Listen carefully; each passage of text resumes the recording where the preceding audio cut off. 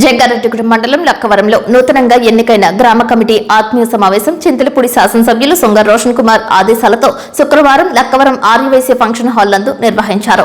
లక్కవరం గ్రామ టీడీపీ అధ్యక్షులు గద్దె వెంకట సుబ్బారావు బాబీ అధ్యక్షత వహించారు. టీడీపీ నాయకులు కార్యకర్తలతో సమావేశానికి హాజరయ్యారు. గ్రామంలో కూటమి ప్రభుత్వం ప్రవేశపెడుతున్న పథకాలను ప్రతి ఒక్కరికి తెలిసేలా పనిచేయాలని మండల టీడీపీ అధ్యక్షుడు గొల్లమందల శ్రీనివాస్, మండల ప్రధాన కార్యదర్శి బూసా సత్యనారాయణలు తెలిపారు.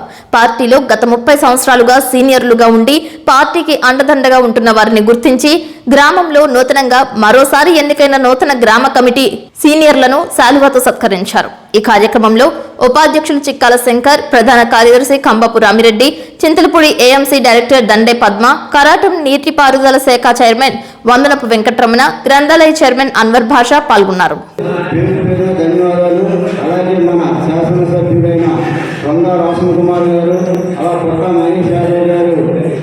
అందరికీ నా ధన్యవాదాలండి.